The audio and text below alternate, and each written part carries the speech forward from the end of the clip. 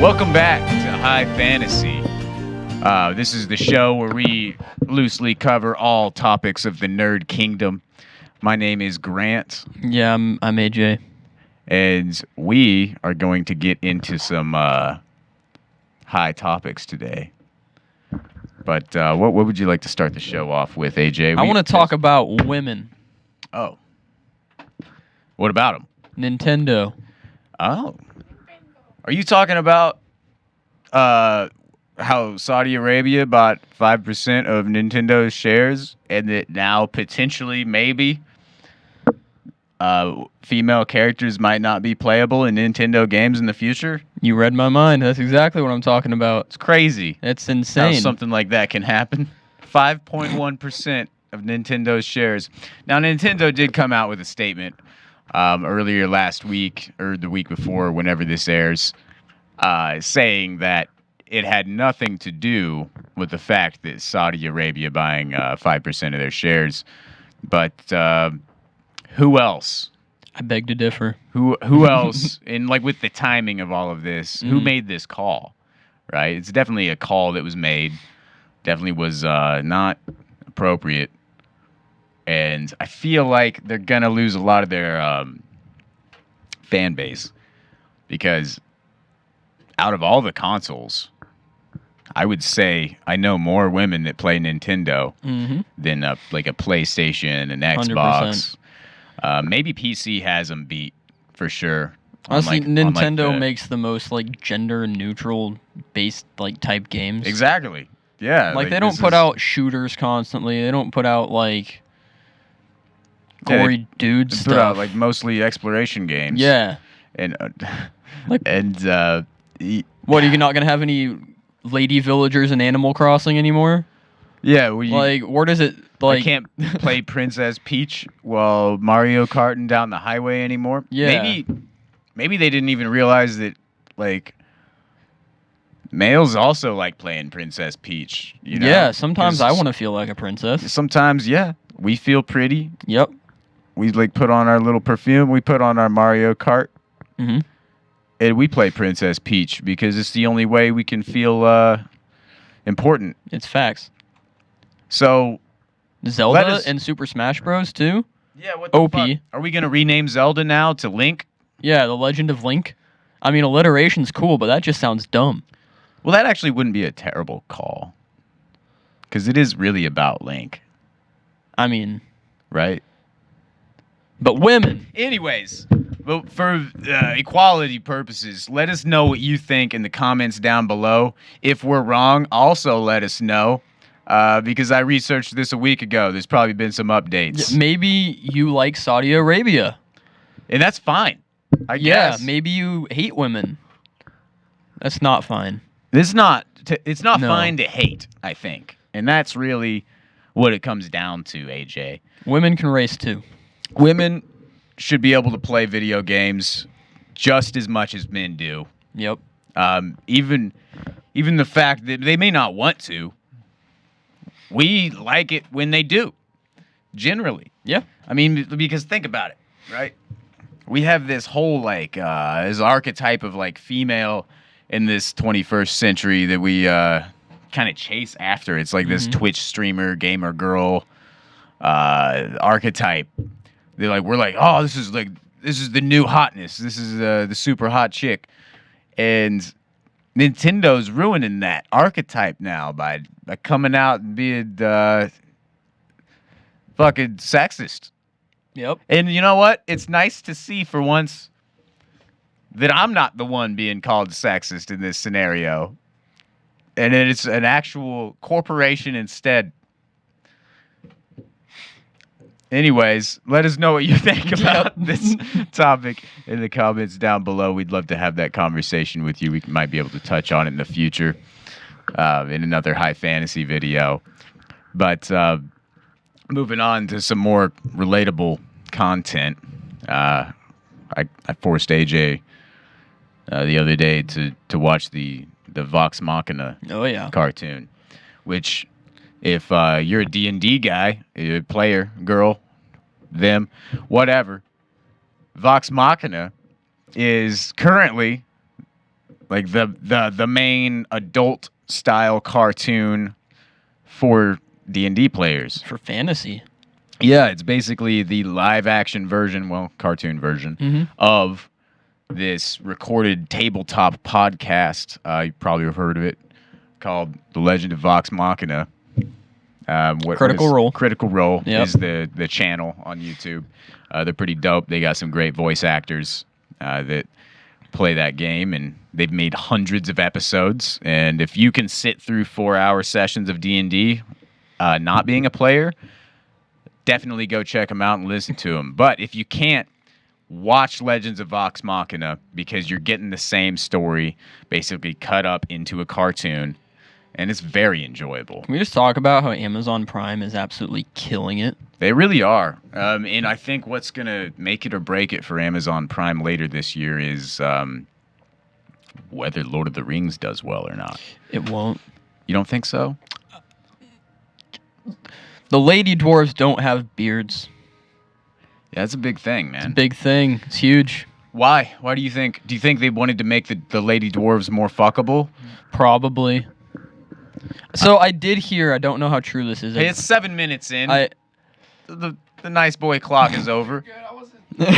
I did hear that they do want to start adding like more sexual things into the Lord of the Rings world. They want to start adding romances and stuff like that. Yeah. But my question is why? Well, there is always going to be romance in like fantasy.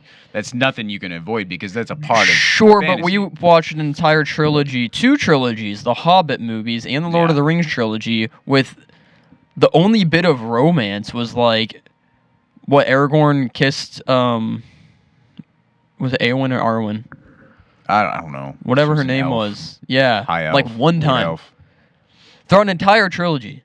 It doesn't like I'm racist against elves. I've never been down with the elves. They're vegans. the thing is J.R.R. Tolkien is such an incredible writer, and the stories that he has laid out don't need any of that stuff. No. Like you can say like everything else already has it. The fact that Lord of the Rings is a franchise that doesn't need it, I think that's an amazing thing. Yeah. And I don't think you should deface that.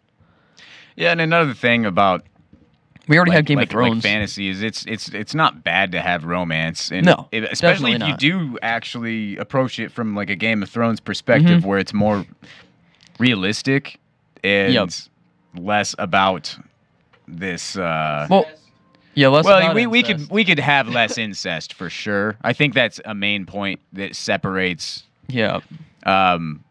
fucking Game of Thrones from Lord of the Rings. Well, there's also a fine line between like exploring like sexuality and just like sex scenes and stuff like that in general, and romance. I mean, look at Princess Bride, the greatest romance of all time. There's no sexual anything in that movie. no, But it is a Right. romance, and they do include that. Same with Lord of the Rings. They have like the romance line, but they don't have to include all of the stuff that just makes weird people want to watch that shit, man. True. Yeah, because Doesn't need it.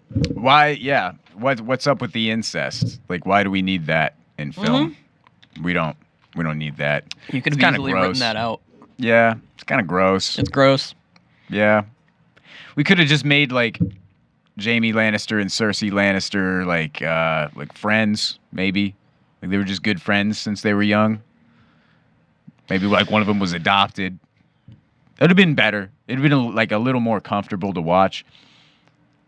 But anyways, back to before all of that, Vox Machina is probably the coolest thing I've seen in the last couple years when it comes to like fantasy television, because this is something that was it was made as a Kickstarter. Like it was a Patreon thing. They did not originally have the funds to make Vox Machina. This was completely I didn't know that was crowdfunded. Yeah, it was completely crowdfunded, and they went way over their budget because they didn't realize how many people were going to donate. So they were like, okay, well, we're going to make this show even better than we thought we were going to. They were just going to make probably like a B-grade cartoon was kind of their goal with all of this. But they had enough of a following to where they were able to get a budget that is comparable to most TV shows, Yep. which is really cool. and I can't wait for season 2. I know you're only like 3 episodes in, so three you episodes just in, and it's. Oh, I'm getting excited. So spoilers from here the fuck on out. Basically, if you watch this show, I'm gonna put a spoiler warning at the beginning of every episode because I can't hold back. Yeah, I just think this is a spoiler show. This is a spoiler show. So if you haven't seen the first 3 episodes of Vox Machina, go watch them.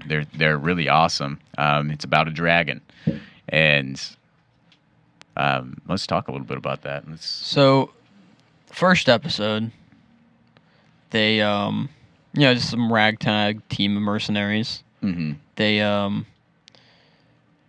it literally feels like every group when you play D&D. Like everybody is so different, right?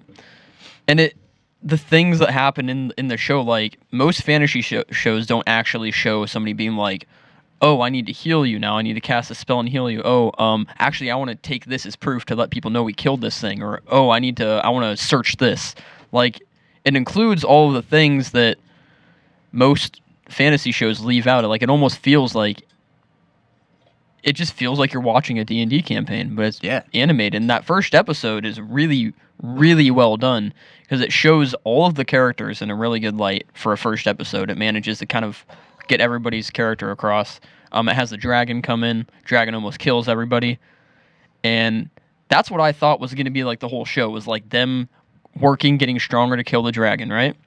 Nope. And then episode 2 comes around. They find the hidden lair. They find the hidden thing, jump through the painting, kill the fucking dragon. In the second episode. Wait, they killed it in the second? I thought they killed it in the third. No. The third episode is when they got their keep, right? Mm-hmm. They're staying at the White... What is it? No, not White Castle. That's where that dude's family got died. Yeah, the White Castle, they do burgers. The sliders, actually. I can't remember the name of the city that they're in, but the kingdom that they're a part of, they got invited to a fancy dinner, right? Yeah. So they're all going to eat, blah, blah, blah, doing their thing. One of the guys, the dude with the gun, the smart dude. Yeah, smart dude gun. A couple of vampires show up, and these are 2 people who actually killed his entire family. The Briarwoods. The Briarwoods, yep. They killed this guy's entire family and took over all their land. Which, if you've played D&D... there's actually campaigns with these characters pre-written inside of them that you can play, which is pretty cool. So if you ever do watch this show and want to go play basically this story, you kind of have not the same story laid out because that's the beauty of D&D, but you have general outline campaigns that you can follow to do this. But back to that, Briarwoods. Yep. So, dude just wants to kill these guys. And I think it's really cool the way they incorporate like one guy with a gun, like the mechanical aspect of it. I do like that. Yeah. I like the way they use magic and everything. I don't know. It's just a good show. Yeah. It's great. It is a really good show. And now that Obi-Wan in Stranger Things has officially come out, which is funny that episode aired before Obi-Wan actually aired still. I thought it was going to air like way after Obi-Wan aired. Joel thought that was fucking hilarious. It totally aired 2 days before. He was like, no cap, you guys got free access from Ewan McGregor? I'm like, oh, that's hilarious. People, see, that's my favorite thing. People do take me like really seriously a lot, and I feel like I have a delivery that is very obvious that I'm being sarcastic a lot of the time, and a lot of people don't pick up on it, and it makes it even funnier to me because they react like it's real, and I'm like, oh shit, I guess I'll roll with this bit that I'm doing because they're buying it. But no, we obviously did not get free access to Obi-Wan or Stranger Things Season 2. Huh? Season 4? Whatever. I thought it was Season 3. It's the next one. It's the one that's out now. And it's good so far as Episode 1 goes. But actually, I do want to talk about Episode 1 a little bit. There's this character that they made. Have either of you seen it, James? Nope. AJ? I've watched the first episode of Stranger Things, and that's it. Okay, so the first episode of this season, there is a character introduced that is exactly me as a high schooler, senior. Like he is a direct copy of me put into a high school senior's body from high school. Like I felt like this character was playing me in high school this whole time in this first episode, because he has this like Hellfire Club, which is a D&D club in high school. He's an over-the-top like metalhead, super nerd, and like he's got long hair. He's like the edgy kid in school, and he also plays guitar, which is funny because just like personality-wise, he's like super crazy too. And I was like, wow, they really just fucking picked me as a person and just casted somebody as that character. Hell yeah. And put him in a TV show. And I thought that was awesome. And I feel like that's gotten me very invested in this season. I just get to watch myself. So I hope they kill him in a really cool way. That'd be dope. Yeah, because I mean, that'd be really awesome. Nobody wants to go out like a bitch. But enough talking about myself. Let's talk about Obi-Wan. Let's do it. I guess I'm the only one that's seen it. So I can pretend I've seen it. I will say there was some bold choices made in the first couple episodes. And what I mean by that, and yeah, the spoiler review is up. So once again, you haven't seen this. Sorry, AJ. Basically, okay. If you've seen Rebels, and that's the cartoon that's kind of more geared towards kids, but a lot of us adult and Star Wars fans watched it too. It takes place a few years actually after the Obi-Wan show. All of it being in between episodes 3 and 4. But in Obi-Wan, episode 2, they kill the Grand Inquisitor. Which, yeah, I'm giving that a second to sink in, because if you've seen the show, you're like, what? That doesn't make sense. He's not dead yet. Well, obviously the season still has to go on. We're going to get episode 3, 4, 5, and 6 and whatever. But I don't think he's dead. There's no fucking way. And if he is dead, then either there's another Grand Inquisitor, or one of the shows they just rewrote the last 10 years of canon in Star Wars, which is, I mean, it's not like they haven't done that before, but it would be really kind of defeating to see them do it again. Because they did it with the comics. They did it with a lot of the books. They were just like, nah, not canon. So it would be really disappointing from a fan's perspective to see them actually kill the Grand Inquisitor. I really hope they didn't. But other than that, the show was fucking epic. The first 2 episodes, Obi-Wan is completely oblivious to the fact that Anakin Skywalker is still alive. He thinks he died way back on Mustafar. Mustafar, right? Yeah. Whatever. Yeah, yep. The lava planet. Pretty sure that's Mustafar. Anybody? Am I the only Star Wars nerd in here? I thought that was Simba's dad. Simba's dad also died on Mustafar. Yeah, Mustafar. Obi-Wan thought Anakin was dead, and basically the first 2 episodes was just one really long episode that should have just been one episode, because there was so much filler. And that's one complaint I do have about the first 2 episodes. But at the end of the second episode, not only do they kill the Inquisitor, but the second sister, whichever number sister Inquisitor killed the fucking Inquisitor was. I know that's hard to decipher what I just said. One of the Inquisitors killed the Grand Inquisitor at the end of the second episode, and then reveals to Obi-Wan the whole reason that they're hunting Obi-Wan is because Darth Vader is still alive and is hunting Obi-Wan, and has been really since he fucking chopped all his limbs off in episode 3, which was a very epic reveal. Ewan McGregor did a great job displaying that reaction. Really looked about as hopeless as you could look in that moment, because he just realized, like, not only his closest friend, but the dude he fucking slaughtered and basically threw into a pit of lava, all but, right, is still alive, mostly machine, and is hunting him and has been for the last decade.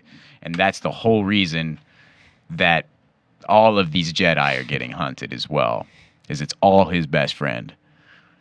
And so we see that emotional struggle within like seconds just displayed on Ewan McGregor's face.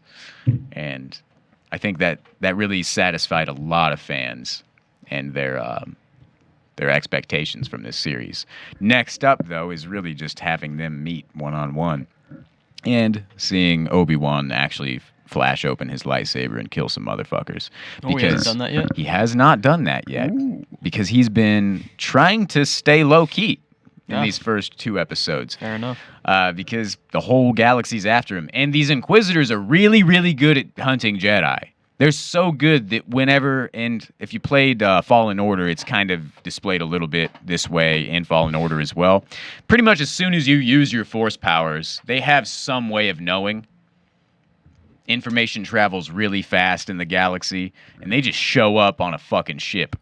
And they're just like, all right, we know a Jedi's here, motherfuckers. We're going to start chopping heads if you guys don't reveal. It's like the Nazi hunting for Jews. It is the same thing, essentially. That's what they're trying to display is like... It's a fucking Holocaust. Yeah, this is the Holocaust of Jedi. And they really do a good job at doing it because as soon as a Jedi uses their powers, the Inquisitors show up to hunt them. Ooh. And it's really awesome. So far, I'm pretty satisfied with Obi-Wan. I don't think the Grand Inquisitor's dead. Neither should you, because we do have to have a little bit of faith in Disney. And even though it's hard sometimes, with like the weird, child stuff at Disney World, and then like the last 3 new films of the Star Wars trilogy, and sometimes it can be hard to keep your beliefs up for Disney. But I have faith in this series, and I think they'll do a really good job. One last subject to touch on. What's that? Ubisoft. Ah! The ones who gave you Far Cry, Assassin's Creed, Watch Dogs. What else? Anything? They gave us a lot of stuff. They got some good stuff too. A lot of open world RPGs that we love and enjoy. Ubisoft just announced that they are up for sale. Which, if you're a gamer and you have a PlayStation, you just got scared. Because Microsoft has been buying all of these fucking companies, left and right. And I swear to fucking God, which I don't believe in, if Ubisoft gets bought by Microsoft, I'm selling my PlayStation. That's just that. Because otherwise, the only reason I have a PlayStation is God of War. It's a good reason. Like, that's it, though. Yeah. But, like, if Microsoft buys Ubisoft, I'm selling my PS5, and that's that. I mean, I hate to say it, but... Yeah, it's a big thing, for sure. But it is a huge thing. Because Microsoft already bought Bethesda. Yep. Which is huge. That means, like, the next Elder Scrolls is not going to be on PlayStation, or it probably isn't. Hopefully it is. But who knows? And I also would like to see a lot more games come out on both consoles, but pretty much from the last couple years on, it looks like there's this company buying war. Yeah, Xbox is starting to win the console war just a little bit. Yeah, and I mean, Microsoft already makes PCs. Yep. They already make Xbox, so they really do have the upper hand and kind of always had on Sony. Yeah. I would say the main thing Sony has going for them is a lot of their exclusives to their console. And for me personally, the layout of the fucking controller just makes more sense. It's symmetrical, and it feels better in your hand. I don't like the fact that on the Xbox that the joysticks are all goddamn cattywampus on the controller. I'd rather them be laid out like a PlayStation controller. Other than that, the controllers are the same fucking thing. They're the same controller. I'm a Nintendo guy, so Oh yeah. I hate Xbox and fucking PlayStation controllers because they put the fucking A and B buttons in the wrong goddamn place. And women, apparently. And they hate women. Well, no, you. I love women. Nintendo doesn't apparently. That's yeah, the news. I might have to boycott Nintendo. Now, obviously, No, I'm just kidding. these are allegations, They are. and they're definitely for fun. I think if they actually put out new games and not let you play as the women, I don't think that's going to go down well. I don't think so I don't think it's either. actually going to happen. Yeah, I don't think so either. I just know that I've been reading articles left and right saying that this is the move that Nintendo's making, and I'm like, they're taking a step backwards progressively. I don't think that's going to work. Like, especially with all the new stuff they're about, like... Yeah, they're about to release so much. Yeah, Breath of the Wild 2, which is huge. That's massive. The next generation of Pokemon's coming out later this year, or early next year. Like, they got some big stuff coming out. And listen, man, I will say one thing. I'm not a big Nintendo guy, but Breath of the Wild is top 10 games for me. Yeah. It's definitely incredible. Makes the top 10 list of games for me. And it made me consider getting a Switch because I played a little bit of Breath of the Wild and I was like, this game's fucking awesome. I love what Nintendo's doing with games now. Because I'm always into the open world RPGs and good ones at that. There's nothing worse than a bad one. Or something 100%. that just doesn't have enough direction is something I've been noticing lately in RPGs. And then there's some that are just more too much direction. It's more streamlined, not enough open world. I like something right in the middle. Like Red Dead Redemption 2, to me personally, I thought it was a little bit too open. Not enough direction, like on where to go. And the story was just meh. It's kind of boring. But I really enjoyed Red Dead Redemption 1. Yeah. But there's a lot of gaming news we can cover in a future video. But for now, I would say this just about wraps up this episode of High Fantasy. Thank you for tuning in. And feel free to check out our personal pages on Instagram. I'm at This Is Grant's page. Find me at AJ the Mouse. And this has been High Fantasy. Hell yeah. I'll see you next week.